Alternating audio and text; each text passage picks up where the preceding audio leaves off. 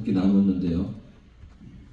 또 주무를 뵀던 분들도 이렇게 또 안식일에 뵐 수 있어서 너무나 감사드립니다. 같은 믿음을 가지고 있다는 것이 얼마나 큰 위로가 되고 또 격려가 되는지 모르겠습니다. 이곳에 함께 같은 믿음, 또 같은 하나님을 모시는 여러분들을 만나 뵙게 되어서 너무나 감사드립니다. 저는 2015년에 앤드루스 대학으로 이제 공부를 하러 왔습니다. 공부를 하고 2019년에 이제 졸업을 했고요.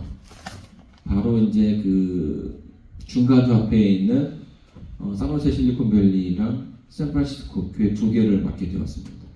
그래서 이제 목회를 원래는 서중안에서 목회를 시작하다가요 공부하러 가게 됐고 이제 중간에 이제 학교를 좀 바꾸게 되었습니다. 그리고 지난 2023년 10월에 임종 목사님이 이제 은퇴하시게 되면서 그 후임으로 이제 마운틴 뷰 교회를 지금 담임하고 있습니다. 저희가 이제 그 목요일부터 이제 해방 일지라는 그런 제목으로 좀 말씀을 나누었는데요. 사실 제가 이제 한국에 있을 때는 그렇게 막 내 나라, 이 조국에 대한 어떤 그런 뜨거운 마음은 없었거든요. 근데 이제 앤드루스에 와서, 이제 미시간에 와서 이렇게 살다 보니까 이 아리랑 그 노래만 들어도 이게 눈물이 막 나는 그런 경험을, 참 아주 신기한 그런 경험을 하게 되었습니다. 그리고 어느 지역에 가도 이렇게 한인들이 보이면 가서 이렇게 물어보고 싶고, 자주 볼 수 없으니까 어디서 왔는지 어떤 이렇게 사는지 이제 물어보고 싶은 그런 일들이 생기게 되더라고요. 그래서 자연스럽게 이 대한민국의 어떤 그 역사에 대해서 좀 더 공부하게 되었고, 특별히 이 독립운동에 관한 그런 내용들을 좀 이렇게 참고하게 되었습니다. 여러분, 이곳 캘리포니아도 대한민국의 독립을 위해서 많은 노력이 있던 그런 장소라는 것을 아십니까? 제가 섬기고 있는 이 중가주 합회가 있는 프레즈노에 작은 마을이 하나 있습니다. 근데 거기에 보게 되면 1920년대, 30년대에 미주에서 독립운동을 후원했던 그런 작은 마을이 있어요. 여기인데요. 리들리라는 작은 마을인데 이곳에서 사업을 했던 김형순, 김호 형제 선생님을 중심으로 한인사회가 굉장히 그 독립운동에 많은 후원을 하게 됩니다. 이분들이 이제 그 과일을 재배하면서 오렌지라든지 그 천도복숭아 있지 않습니까? 이 털없는 이 복숭아를 재배하면서 함께 일했던 그 사람들과 함께 자신들의 그 수익을 뭐 한 거예요? 네, 기부를 한 거죠. 참 힘들게 이 뜨거운 그 태양빛 아래에서 힘들게 벌었던 그 돈들을 내가 아니라 우리나라의 독립을 위해서 써달라고 기부를 했던 것이죠. 그래서 이제 여기 보게 되면 여기에 한 10개의 비석이 있고 그 독립운동을 후원했던 일에 아주 중추적인 역할을 했던 분들의 그런 그 비석이 있습니다. 그래서 보게 되면 여기에 이제 많은 분들이 있고 그 중에 하나는 여러분들 잘 아실 만한 분은 안창호 선생님도 여기에 이제 왔다 갔다 하시면서 거기에 뭐 이제 이승만 전 대통령도 여기에 있고요. 그리고 또 이분들이 또 이쪽에 오면 묵었던 그 호텔이 또 있습니다. 그래서 지금 제가 알기로는 그 호텔을 나라에서 사가지고 이렇게 운영하고 있다고 얘기하는데요. 거기 보게 되면 안창호 선생님이라든지 이승만 박사님이 이렇게 묵었던 그 방도 이렇게 잘 보존되어 있다라고 이야기합니다. 물론 이 조선을 위해서, 대한민국을 위해서 이렇게 독립운동을 했던 곳이 이곳만 있는 것은 아니라고 생각됩니다. 수많은 이 독립을 위해서 수많은 독립운동가들이 있었고요. 그들은 자신의 그 삶을 드렸죠. 자신의 젊음과 자신의 모든 것들을 나라를 위해서 드려야 했습니다. 그리고 그들은 보이지 않는 적들과 싸워야 했고요. 추위와 배고픔을 견뎌내야만 했습니다. 그런데 이제 그분들의 어떤 그런 이야기들 가운데 그들을 가장 힘들게 했던 것이 있는데 그것은 바로 내부의 적, 밀정이라고 얘기를 하더라고요. 그래서 작년 정도에 또 이렇게 다큐멘터리로 이 밀정에 대한 그런 영상이 있던 또 뭐 그런 영화도 만들어지고 했던 것들을 좀 보게 됩니다. 참 안타까운 것은요, 대한민국의 독립을 이 밀정은요 전혀 다른 사람이 아니었다는 거예요. 함께 대한의 독립을 꿈꾸던 이들이 어느 순간 시간이 흐름에 따라서 어느 순간 그 같은 꿈을 꾸지 못한 채 뭐한 겁니까? 조금씩 변해 갔다라는 거예요. 그 긴 시간 동안 누구는 더 열심히 나라를 위해 헌신했지만 또 어떤 사람은 그 지치고 그 꿈을 다른 곳으로 돌리고 말았죠. 자, 그렇다면 무엇이 이 두 부류를 나누게 되었던 걸까요? 왜 어떤 사람은 끊임없이 애를 쓰고 어떤 사람은 그 길을 돌아와야만 했던 것일까요? 여러분들은 신앙을 하면서 이 신앙 속에서 참된 자유를 누리십니까? 교회 와서 교회 오신 우리가 이제 교회 안에서 참된 안식을 잘 경험하고 계십니까? 최근에 이 기독교계에는 큰 문제가 하나 생기게 되었습니다. 이 가나안 성도라고 하는데 가나안 성도가 뭔지 아십니까? 이 가나안이라는 단어를 거꾸로 읽으면 안 나가죠. 팬데믹 이후에 이제 교회에 안 나가는 그 젊은이들이 그렇게 많이 늘어났다는 거예요. 그래서 여기 통계를 보게 되면 특별히 이 젊은 세대들이 교회뿐만 아니라 이 종교 생활에 대해서 관심이 없어졌어요. 그래서 뭐 우리 교단뿐 아니라 기독교 전반적인 부분에서 교인 수가 점점 줄어드는 거예요. 탈종교 현상. 근데 이제 왜 젊은 세대들이 교회에 나오지 않는가 이제 학자들이 연구하기 시작했습니다. 근데 뭐 여러 가지 이유들이 있겠지만 그 이유 중에 하나가 뭔지 아십니까? 교인들, 목사들, 그들의 그 삶과 그들의 말과 행동이 다르다는 거죠. 뭐 이제 자신들의 삶만 봐도 그렇다는 것을 느낀다는 거죠. 분명히 여러분 우리가 교회에 다니면서 쓰는 그런 말들이 어떤 것들입니까? 하나님에 대한 사랑, 하나님의 사랑, 또 예수님의 어떤 은혜에 대해서 이렇게 이야기를 하는데 여러분 이 사랑과 은혜라는 단어가 얼마나 좋은 단어입니까? 그렇죠? 그런데 이런 말들을 쓰는 그 성도들의 또 목사의 그 삶이 그 단어를 뒷받침해주지 않는다라는 거예요. 아주 좋고 아주 자비로운 그런 단어들을 사용하지만 그들에게 실상이 그렇지 않다라는 거예요. 여기에 이제 딜레마가 있는 거죠. 우리가 이제 그런 언어들을 많이 사용하지만 그것이 그 단어들을 사용한다고 내가 그리스도인들이 되는 것인가? 이 한국의 문화가요 점점 세계화되기 시작하면서 한국말을 할 수 있는 외국인들이 많아지고 있어요. 특별히 이 캘리포니아 지역에 오니까 식당에서도 이제는 한국말을 함부로 쓸 수가 없더라고요. 왜 우리끼리만 이렇게 하는 말들이 있는데 이제는 한국말들을 이해하는 사람들이 많아가지고 굉장히 조심해야 된다고 이 주인들이 얘기해 주는 거예요. 자, 그런데 여러분 한국말을 할 수 있다라고 해서 우리가 그 사람들을 한국인이라고 부르지 않죠. 마찬가지입니다. 여러분 우리가 이 교회의 언어, 그리스도의 언어를 사용한다고 해서 다 그리스도인이 되는 것이 아니에요.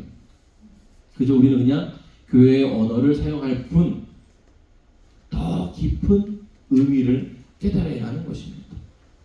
자, 근데 분명한 것은요, 이렇게 말로만 사랑하고 또 이 그리스도의 언어만을 사용하는 사람들이 많아질수록 교회는 어떻게 될까요? 교회는 그 모습을 잃어가게 되고요. 그 능력을 상실하게 되는 것입니다. 그래서 많은 사람들이 이 교회에서 당연히 있어야 할 어떤 그 능력들을 발견하지 못하기 때문에 그래서 사람들은 교회를 의지하지 않고 교회를 떠나게 되는 것입니다. 여러분, 무엇이 우리를 세상과 다르게 만드는 것일까요? 출애굽기 12장 21절로 22절 말씀을 한번 다 같이 읽어보도록 하겠습니다. 읽어보겠습니다. 시작. 모세가 이스라엘 모든 장로를 불러서 그들에게 이르되 너희는 나가서 너희 가족대로 어린 양을 택하여 유월절 나무를 잡고 너희는 우슬초 묶음을 취하여 그릇에 담은 피에 적시어서 그 피를 물 임방과 장아웃설주에 뿌리고 아직까지 한 사람도 자기 집 문 밖에 나가지 말라. 여호와께서 애굽 사람을 치러 두루 다니실 때에 문 안방과 좌우설주에 보시면 그 문을 넘으시고 여러 차로 너희 집에 들어가서 너희를 치지 못하게 하실 것입니다. 여기 오타가 하나 있네요. 문 임방과 좌우설주입니다. 이제 이스라엘 백성이 출애굽하기 바로 전에 하나님께서 그 모세와 그 백성들에게 명령을 내리십니다. 어린 양을 잡아서 그 피를 문의 임방과 좌우 설주에 바르라는 거죠. 그리고 밤새 이동할 준비를 이제 그 다음날 바로 이동할 준비를 마치고 그 양을 잡아서 뭐 하는 거예요? 집 안에서 식구들과 함께 나눠 먹으라고 명령하셨어요. 대신에 그날 그 밤은 아무도 그 문 밖으로 나가지 말라고 얘기했습니다. 그 이유는 뭡니까? 죽음의 천사가 거기를 지나갔을 때 그 이 표를 보고서 뭐 한다라는 거예요? 지나간다라는 거예요. 여러분, 하나님은요 우리의 그 머리털까지도 세실 수 있는 분이세요.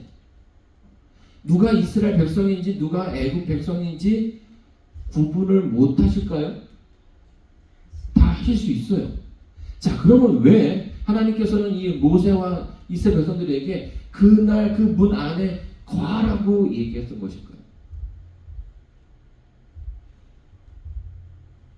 여러분, 유대인과 애굽 사람을 구별하고자 하셨다면 사실은 이럴 필요가 없는 거죠. 근데 그날 하나님께서 하는 그 분류는요, 혈통이나 민족적인 구별이 아니었습니다. 그들이 애굽말을 하는지 그들이 히브리어 말을 하는지 구별함이 아니었다는 거죠. 자, 우리는 종종 이해하는 것을 내가 믿는다라고 생각하는 경향이 있습니다. 내가 알고 있다고 해서 그것을 알고 있는 것이 내가 믿는다라는 거죠. 그런데 그렇지 않은 경우가 종종 우리의 삶 가운데 있어요. 아주 유명한 선생님 한 분이 계셨습니다. 이 선생님은요, 지식이 굉장히 많은 분이신데, 근데 이 선생님은 제자를 만들지 않기로 유명한 분이었습니다. 근데 워낙 이게 유명하다 보니까 어느 날 학생 2명이 이 선생님을 찾아갑니다. 그리고 자신들을 분명히 제발 제자로 삼아달라고 얘기를 하는 거죠. 하루가 지나고 이틀이 지나고 일주일이 지나고 선생님께서 이제는 안 되겠다 하면서 그 두 사람에게 제자가 될 수 있는 기회를 주겠다라고 말씀하는 거죠. 조건이 있다. 내가 지금 이제 마을에 가서 저녁 때쯤에 올 건데 너희는 이 집 뒷마당에 있는 배추밭으로 가서 그 배추를 뽑아서 거꾸로 심어라 이렇게 하고 마을로 가셨어요. 여러분, 이 장마철이 되면, 아니, 김장철이 되면요, 이 배추를 좀 잘 이렇게 밖에서 잘 익은 것처럼 보여도 묶어줘야 되고 좀 기다려야 됩니다. 왜냐면 그래야만 그 배추 안에 속이 가득 차가지고 아주 먹기 좋은 그런 배추가 되는 거죠. 근데 선생님이 뭐라고 얘기합니까 지금? 배추를 뽑아서 거꾸로 심어라. 이 두 명의 학생들 사이에 이제 논쟁이 일어나기 시작한 거죠. 어떤 논쟁일까요? 이 배추는 뿌리를 심어야 되고 이 이파리를 먹는 식물인데 이 뽑아가지고 거꾸로 심으면 우리가 먹을 수 있겠는가? 지금 우리 선생님이 약간 착각하셨나 보다. 이분이 어떤 지혜는 많을지언정 농사는 잘 모르시나 보다 라는 생각을 이제 한 학생은 하게 된 거고요. 한 학생은 난 그런 거 모르겠다. 그냥 선생님이 하라고 쓰니까 나는 뽑겠다 해가지고 한 사람은 그냥 가만히 이제 뭐 생각만 하고 있는 거고요. 한 사람은 배추를 뽑기 시작했습니다. 저녁이 되고 선생님이 돌아왔어요. 자, 이 둘 중에 누구를 제자로 받아들였을까요? 선생님은 순종하는 사람을 받아들인 거죠. 선생님은 농부를 받아들이고자 하는 것이 아니에요. 그게 물론 농사는요, 그게 맞죠. 그리고 이론적으로 봐도 배추를 거꾸로 심는다는 것은 말이 안 되는 일입니다. 그러나 지금 이 순간에 선생님께서 원하는 것은 뭐예요? 자기의 말을 따라서 자기의 말을 믿고 따라올 수 있는 학생을 원했던 것입니다. 여러분 아시는 것처럼요, 6월절에 그 뿌린 핏자국은 뭘 상징합니까? 예수님의 십자가를 상징합니다. 그래서 하나님께서는요, 예수님의 그 피 안에, 다시 말해서 예수님의 그 십자가 안에 있어야 된다라고 얘기하는 거예요. 그 신약에서 가장 많은 성경을 썼던 사도 바울의 그 책들을 보게 되면 그 책들의 핵심적인 단어가 있는데 그게 뭐냐면 in Christ, 주 안에, 너희가 주 안에 거하라. 그처럼 6월절에 그 내용도 같은 내용이죠. 그 문 안에 거하라. 그 말은 그리스도 안에 있으라는 이야기입니다.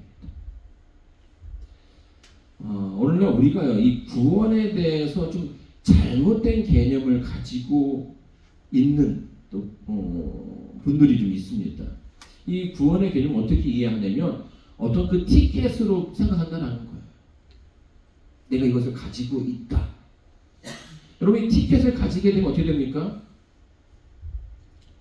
비행기 티켓을 가지고 있으면 내가 뭐 좀 복장이 허름하던 좋던 그 티켓만 있으면 뭐 할 수 있는 거예요? 비행기를 탈 수가 있습니다. 이 티켓만 있으면 내 상태와는 상관없이 허가된 무언가를 할 수 있다는 거예요. 그래서 어떤 사람들은 이 구원을 뭐라 생각하냐면 하나의 티켓으로 생각을 합니다. 그래서 이 내가 구원받았다라고 생각하면 그 다음부터는 뭐 해야 되는 거예요? 내 마음대로 살아도 된다고 하는 사람들이 있다는 거죠. 자, 그런데 여러분 성경을 좀 자세히 읽어보시게 되면요, 이 구원은 어떤 소유의 개념으로 설명하지 않아요.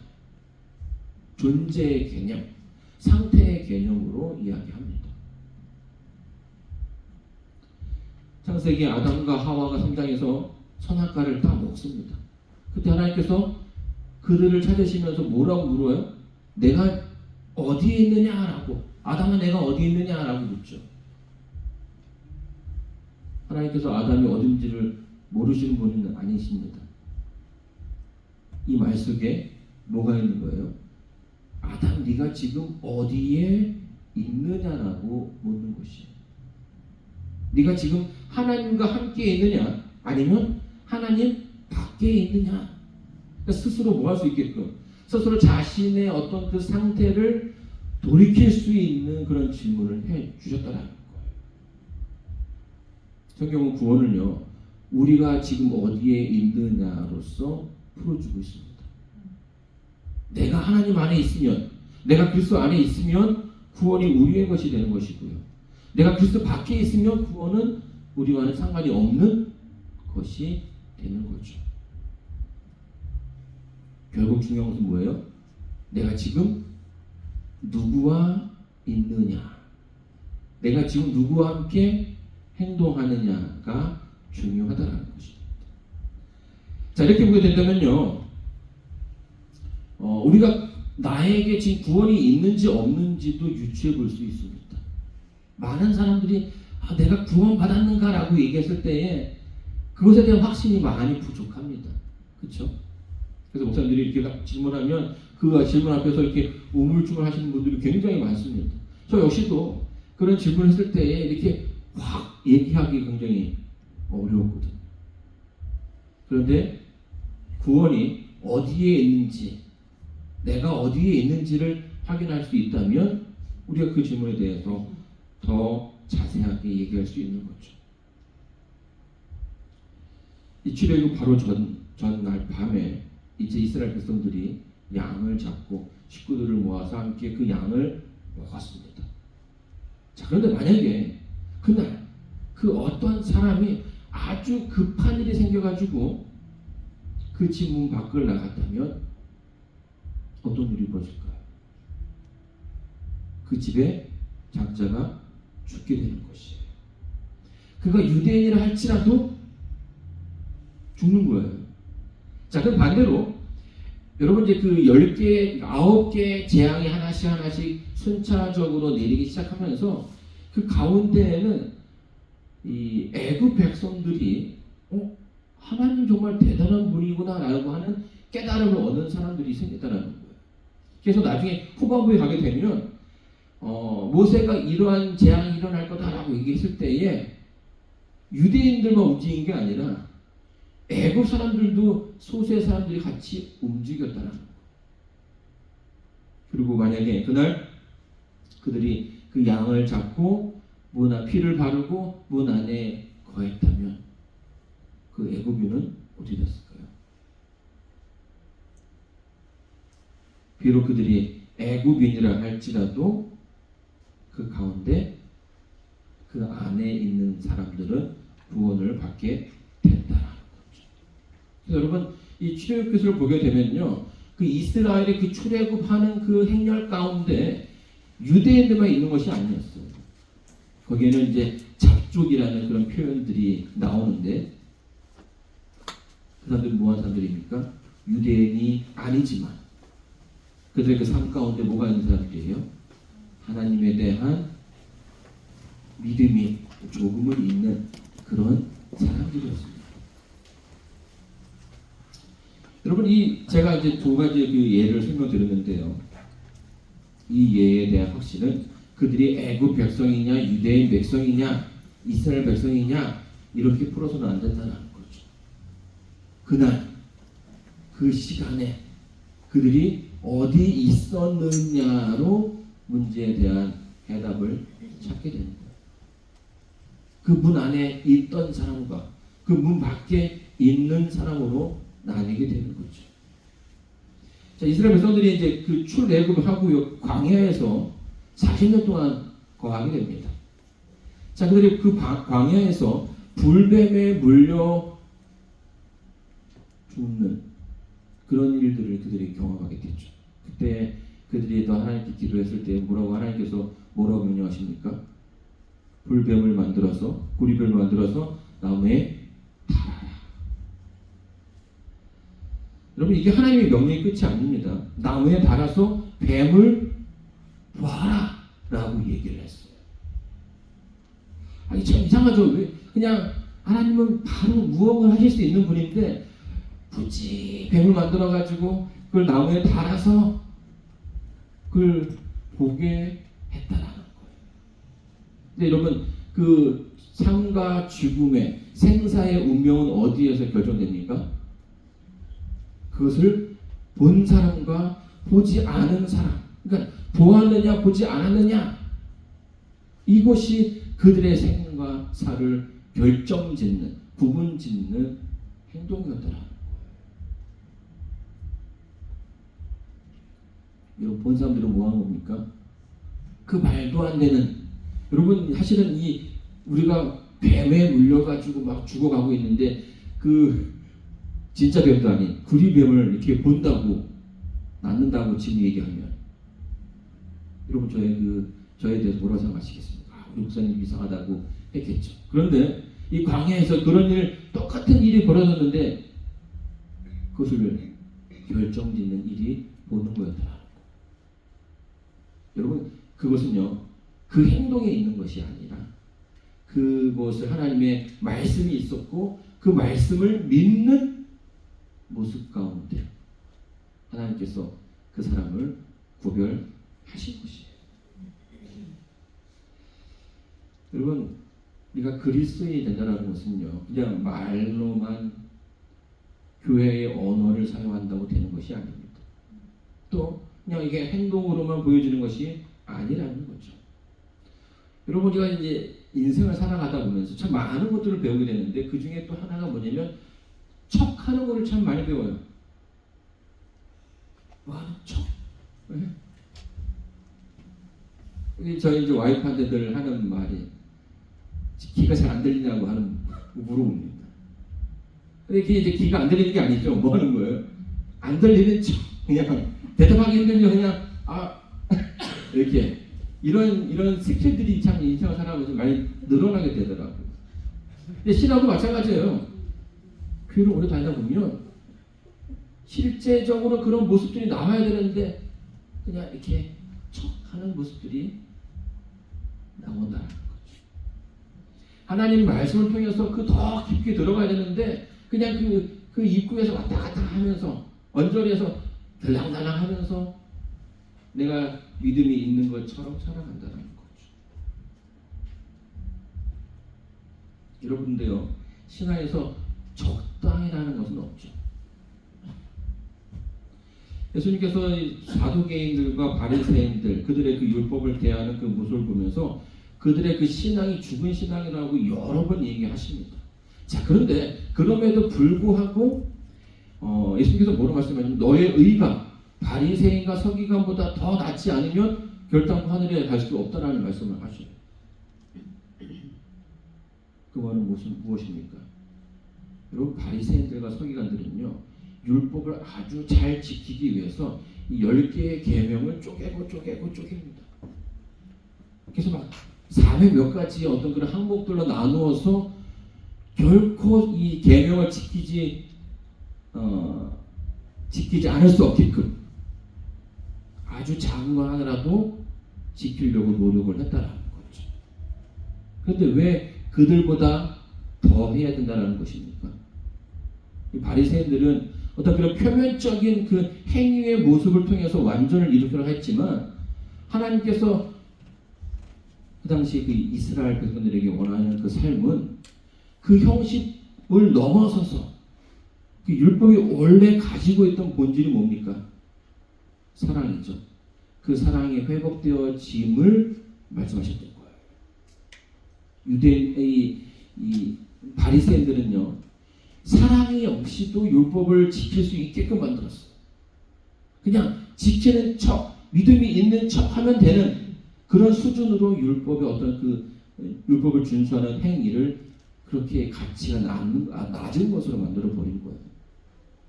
하나님께서 원하시는 것은 뭐예요? 그렇게 그 변두리에서 왔다 갔다 하는 것이 아니라 율법의 핵심, 그 사랑, 그 더 깊은 곳으로 들어오기를 예수님은 원하신 거죠. 그래서 여러분 이스라엘 백성들이요 40년 동안 이제 광야에서 방황을 하게 됩니다. 근데 이 40년 방황하는 이 시간이요 결코 헛된 시간이 아니었습니다. 그들이 뭘 배웁니까? 하나님을 알아가는 거예요. 그들의 삶 속에서 불평하고 저거 했지만 하나님께서 그들의 그 삶 속에 역사하시고 그들의 불평이 감사와 찬양으로 바뀌는 모습을 경험하면서 조금씩 하나님이 어떤 분이라는 것을 알아가는 거죠. 그리고 그렇게 승리하기를 원하셨어요. 자, 그런데 여러분, 이 변화라는 것이 한순간에 이루어지는 것이 아니죠. 그들도 40년이 걸렸습니다. 우리도 이 땅에서 어쩌면 그보다 더 많은 시간이 걸릴 수도 있어요. 그러나 그렇게 애쓰는, 투쟁하는, 자신의 삶 속에서 하나님의 말씀대로 살아가기를 원하는 사람들에게 하나님께서 아주 특별한 선물을 그들에게 주십니다. 여러분, 이제 이스라엘에는 아주 유대력이라는 새로운 그 달력이 하나 있는데, 여기는 좀 복잡합니다. 우리는 뭐 이제 신정 구정해서 이렇게 좀 하는데요. 태양력으로 보게 되면 3월, 4월쯤에 유대력이 시작을 합니다. 근데 이 3월과 4월에 뭐가 있어요? 바로 이스라엘 백성이 출애굽을 했던 그 날이 들어가 있는 거예요. 출애굽기 12장 2절입니다. 이 달로 너희에게 달의 시작 곧 해의 첫 달이 되게 하고, 아주 어마어마한 일이 생기게 된 거예요. 달력을 바꿔버렸어요. 그래서 3월인데 그 달을 한 해의 첫 달로 만들어버린 거죠. 여러분, 2023년과 2024년, 우리가 이제 시간 내 단위로서는 구분을 짓지만 큰 차이는 없습니다. 그렇죠? 어제와 같은 오늘이 반복되고 또 오늘과 같은 내일이 우리들의 일상에 계속 되어집니다. 근데 끊어갈 수 있다는 것은요, 뭐가 가능하게 됩니까? 새로운 시작이 가능하게 된다는 거죠. 여러분, 이 풍파 가운데 소나무가 잘 버틸까요? 대나무가 잘 버틸까요?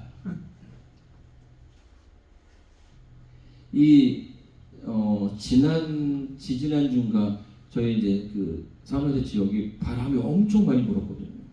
그래가지고 막 보니까 그 바람이 불고 나니까 다 그 길가에 있는 가로수들이 다 이렇게 다는 아니지만 큰 나무들이 많이 부러져 있었어요. 근데 대나무는요, 그런 바람에도 잘 부러지지 않습니다. 그 이유가 뭔지 아십니까? 중간중간에 마디가 있기 때문에. 그래서 이 유연성을 가지고 있는 겁니다. 근데 고목은요, 계속 자기의 그런 모습들을 계속까지 유지하려고 하기 때문에 쉽게 부러지는 거죠. 고집스럽게 자신의 삶으로 버티는 것이 아니라 마디마디마다 그 중간중간마다 변화를 줌으로써 삶에 더 유연하게 대처할 수 있다는 거예요. 여러분, 2024년 한 해가 시작되었습니다. 하지만 말뿐이지 새로운 것이 없거든요. 그런데 하나님께서 이스라엘 백성들에게 그 달이 너희들에게 첫 달이다, 새해의 첫 달이다 라고 이야기하면서 뭐하게 만들어 주신 거예요? 한번 끊고 갈 수 있게 해 주신 거예요. 2024년에 여러분들 분명히 어제와 같은 그런 날이지만 여러분들의 그 마음 가운데 무엇이 있었습니까? 올해는 내가 무언가를 해야겠다라는 그런 다짐들이, 그런 소원들이 있었죠. 여러분, 하나님께서 그것을 이스라엘 백성들에게 원하신 거예요. 애굽의 모든 것들, 그들의 그 노예로 살아왔던 그 모든 것들을 다 버리고 다 지우고 이제는 새롭게 살아가라. 노예의 그 삶이 아니라 이제 너희들의 그 삶 속에 더 자유로운 그런 모습으로 사는 새로운 삶을 살아가라는 것이죠. 자, 그리고요, 그러면서 하나 더 말씀하셨는데 그게 뭐냐면 6월절 바로 다음 날이 무교절인데 그들로 하여금 무엇을 먹어야 되는지 말씀해 주셨어요.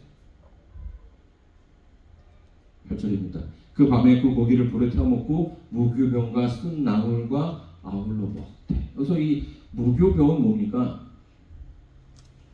누룩을 넣지 않은 빵입니다.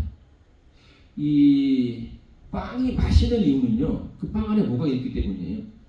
이스트가 있기 때문이죠. 이게 부풀어 오르면서 아주 이제 노릇노릇한 그런 어떤 그 맛있는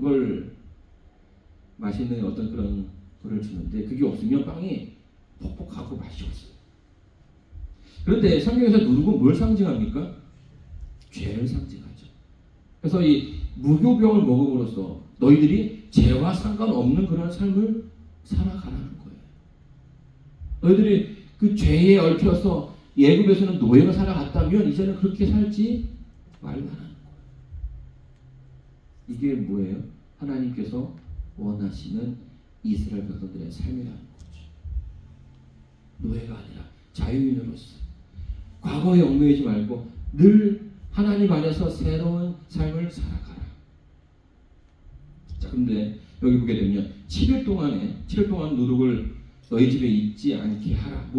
유교물을 먹는 타국인이든지 본국에서 난 자든지 물어나고 이스라엘 회중에서 끊쳐지리니, 이런 말 하고 있는 거예요. 아니 그 뭐 빵 하나 먹었다고, 먹지 말라는 빵 하나 먹었다고 이렇게 죽을 거다라고 얘기하면 너무 무서운 분이 아닐까라는 생각을 할 수 있지만, 여러분 하나님은 무서운 분이 아니십니다. 그래서 처음에 이제 서두에 말씀드렸죠. 구원은 어디에 있는 거라고요? 하나님 안에 있는 거예요. 그런데 그 안에 있기를 거부한다면 뭐 되는 겁니까? 생명이신 분 안에 있기를 거부한다면 죽음은 그가 선택한 결과가 된다는 거예요. 하나님께서 그를 죽이는 것이 아니라 그의 그 선택의 결과를 그로 하여금 감당하게 하셨다는 거죠. 이 시간에 이제 그 베르클리 가게 되면 이제 저희 그 재림 선조들이 이게 머물면서 살았던 그런 곳이 있습니다. 그래서 이제 그 베르클릭의 워크인이라는 묘지가 하나 있는데요. 거기에는 여러분들이 어디선가 들어봤을 법한 그런 이름들이, 그런 비석들이 굉장히 많이 있습니다. 엘렌 지 화이트와 그의 그 남편, 그의 그 자녀들, 그리고 그 베르클릭의 그 위생병원을 크게 지었던 누가 있습니까?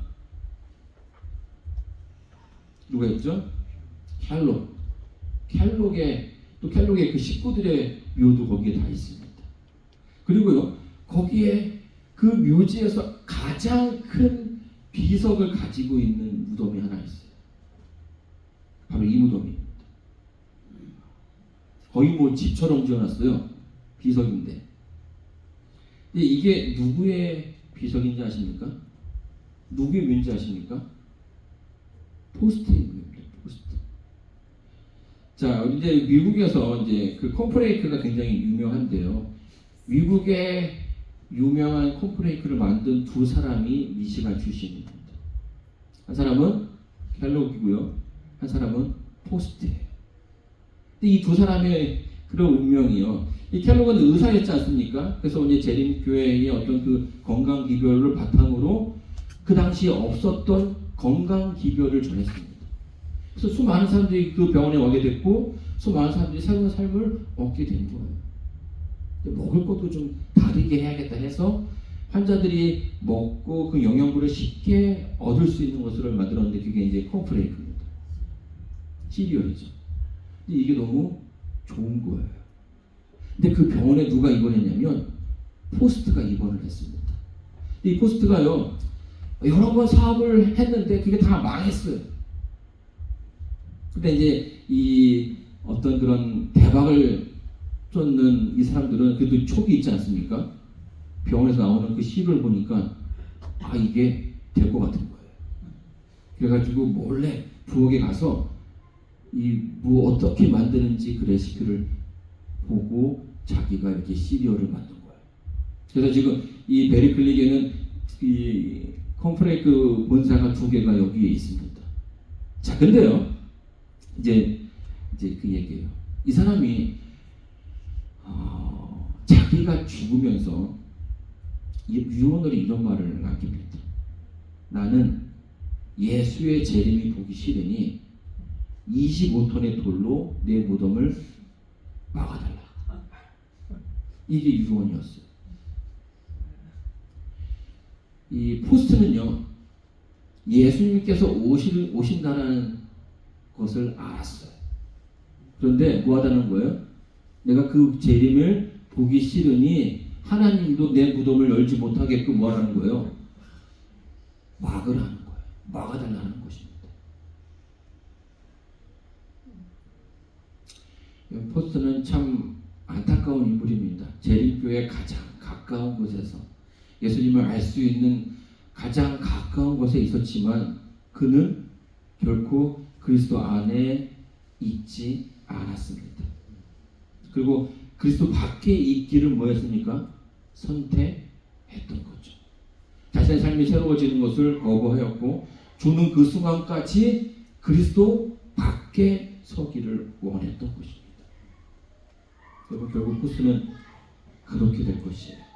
이것은 하나님께서 그를 저주하거나 죽인 것이 아니라 그가 한 선택을 하나님께서 존중해 주시는 것입니다. 사랑하는 성도 여러분, 우리가 제때 삶 속에서 해방은요, 단순히 교회 안에 내 자리가 있다라고 해서 되는 것이 아니에요. 내가 교회의 언어를 사용한다라고 해서 되는 것은 더더욱 아닙니다. 해방은, 구원은 어디에 있습니까? 오직 그리스도 안에 있는 것입니다. 세상과 주님 사이에서 왔다 갔다 하는 것이 아니라 하나님 안에서 내가 섰을 때 그 안에 있는 것이죠. 하나님께서 오늘 여러분에게 하나님과 더 가까이, 더 깊게 그 안에 들어오기를 초청하십니다. 그 안에 구원이 있고 그 안에 죄로부터 해방이 있는 것이, 이 모든 것들이 바로 여러분들에게 허락되어진 것입니다. 2024년 새롭게 한 해를 시작하시는 여러분의 그 삶 속에 하나님의 그 구원이, 성경에 약속되어진 그 구원이 여러분의 삶 속에 있게 되기를 바라면서 오늘 말씀을 마치겠습니다.